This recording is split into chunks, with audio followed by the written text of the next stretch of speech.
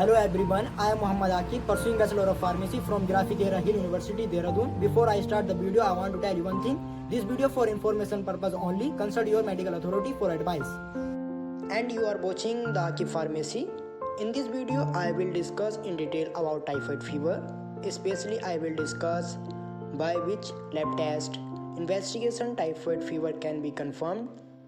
Especially, I will talk about the Widal test because there is lots of confusion in the public about this, and we will also talk about the treatment in which we will discuss which antibiotic is effective against typhoid causing bacteria.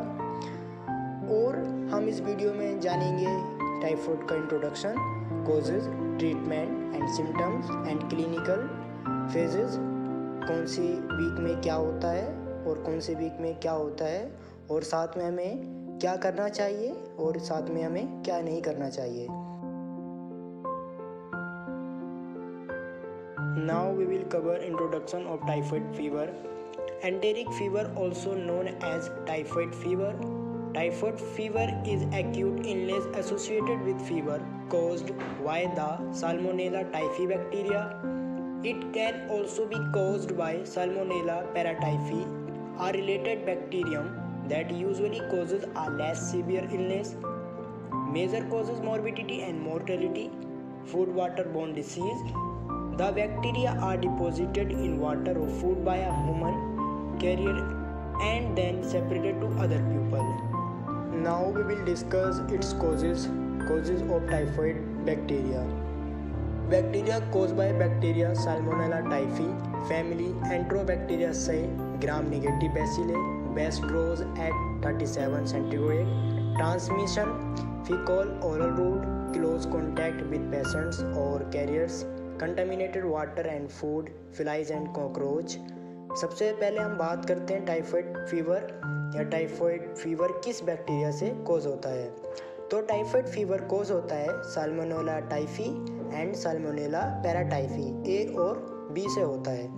Now we will see its symptoms. What are the symptoms of typhoid fever? Incubation period is typically about 10 to 14 days, but can be longer, and the onset may be insidious. आमतौर पर ये 10 से 14 दिन तक होता है, but ये longer भी हो सकता है, and the onset may be insidious. Symptoms are often non-specific and clinically non-distinguishable from other febrile illnesses. However, clinical severity varies and severe cases may lead to serious complication or even death. इसके symptom जो होते हैं वो specific नहीं हो पाते हैं और क्लिनिकल भी नहीं, और कभी कभी ये क्लिनिकल सेवरिटी वेरीज को ले जाता है जिससे केस बहुत सीरियस हो जाता है और कॉम्प्लिकेशन इवन डेथ, मतलब पेशेंट की डेथ भी हो जाती है इस टाइफाइड की वजह से. Symptoms of typhoid fever: high fever, headaches, weakness, dry cough and stomach, constipation, rashes. Typhoid fever फैलने के जो मुख्य लक्षण हैं वो हैं कंटामिनेटेड फूड एंड वाटर. इसका इंजेक्शन, और कई बार क्या होता है जो खाना बनाने वाले कुक होते हैं वो अपने हाथों को धोते नहीं हैं और बिना हाथ धोए ही खाने को कुक कर देते हैं और खाने को भी अंडर कुक्ड छोड़ देते हैं. मीन्स जो खाना बना हुआ होता है उसको कवर नहीं करते हैं, अंडर कुक्ड छोड़ देते हैं. अब इस अंडर कुक्ड फूड को कंटामिनेटेड फूड के इंजेक्शन से टाइफाइड फीवर फैल जाता है और इस खाने की वजह से 7 से 14 दिन बाद पेशेंट में लक्षण नज़र आने लगते हैं और डेवलप्ड होने लगते हैं. वो सिम्टम्स क्या हैं? Like high fever, headaches, weakness, dry cough and stomach constipation and loss of appetite, ulcers, dehydration, skin rashes, watery stool and diarrhea. और इसका जो मोस्ट कॉमन सिम्टम्स है वो है फीवर, और इसका फीवर भी एक खास टाइप का होता है जिसे स्टेप लैडर फीवर कहते हैं. मतलब इस फीवर में क्या होता है, जो पेशेंट में टेम्परेचर वो पूरे दिन रेज करता है और मॉर्निंग में कम हो जाता है. मतलब पेशेंट का टेम्परेचर नॉर्मल हो जाता है और 103 फ़ारेनहाइट टू 404 फ़ारेनहाइट तक लेट हो जाता है. और इसके अलावा पेशेंट में पेट दर्द भी होता है और स्पेशली राइट अपर क्वाड्रेंट के पेट का ये सीवियर दर्द होता है. इसके अलावा फ्रंट हेडेक रहता है, थकन महसूस करता है, पेशेंट को भूख कम लगने लगती है और ड्राई कब भी हो सकती है। तो ये कुछ सिम्टम्स हैं 1 वीक के अंदर जो पेशेंट में आते हैं। इसके अलावा पेशेंट में रोज स्पॉट डेवलप हो जाते हैं और ये खास करके पेशेंट का जो लोअर चेस्ट है और अपर एब्डोमिनल यहाँ डेवलप्ड हो जाते हैं और ये 3 से या 5 दिन में ग्रेजुअली रिजोल्व भी हो जाते हैं। मतलब 3 से 5 दिन लगते हैं इसको, जो स्पॉट हो जाते हैं उनको ठीक होने में। और दूसरे वीक में पेशेंट को जो पल्स है, मतलब जो खून की नलियाँ होती हैं पेशेंट की, वो स्लो हो जाती है, जिसे कि ब्रैडीकार्डिया कहते हैं और पेट भी फूलने लगता है। और जो तिली है, जिसे स्प्लीन कहते हैं, वो सॉफ्ट मुलायम हो जाती है। Next we will talk about diagnosis and investigation of typhoid fever. Investigation मतलब हम किस किस टेस्ट से टाइफॉइड फीवर को चेक कर सकते हैं। Blood culture, specific serological test, identify salmonella antibodies, antigens, fluorescent antibody study to look for substances that are specific of typhoid bacteria. Test name is Biddle test and ELISA. Urine and stool culture means urine and stool culture को collect करके भी 2nd and 3rd week में हम इसका test कर सकते हैं। Marrow culture को कलेक्ट करके भी हम इसका टाइफॉइड का टेस्ट कर सकते हैं। 90% sensitive until after 5 days commencement of antibiotic. Punch biopsy samples of rose spots culture, 63 sensitive clot culture.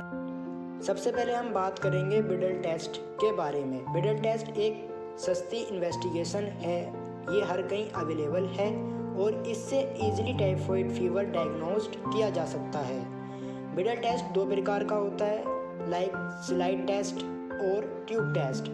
और tube test much better slide test, और आपको बिडल ट्यूब टेस्ट ही कराना चाहिए फॉर टाइफॉइड फीवर को डायग्नोस्ड कराने के लिए।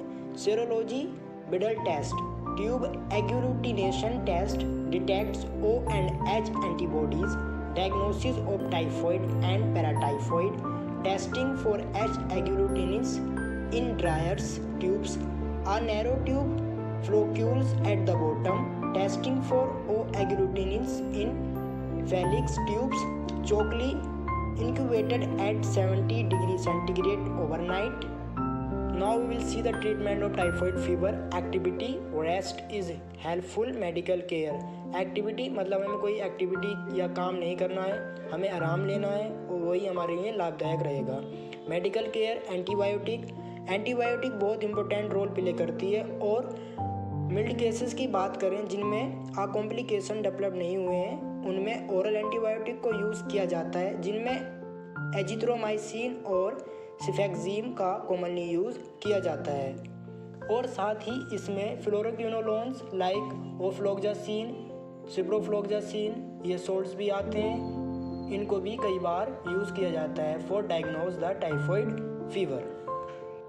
If we talk about the severe cases और कॉम्प्लिकेटेड केसेस की बात करें तो उन केसेस में पेशेंट को आईवी के द्वारा मेडिकेशन दी जाती है, और मेडिकेशन लाइक सेफ्रिएक्सोन और सिफोएक्साइन, एस्टरनेम, मियोपिनीम आती है। और ये जो एंटीबायोटिक ये बहुत इफ़ेक्टिव है टाइफॉइड को ट्रीट करने के लिए, मतलब ये टाइफॉइड को ट्रीट करने के लिए अच्छा काम या अच्छा असर दिखाती है। So dear friend, that's enough for today and thank you for being on my YouTube channel on this video.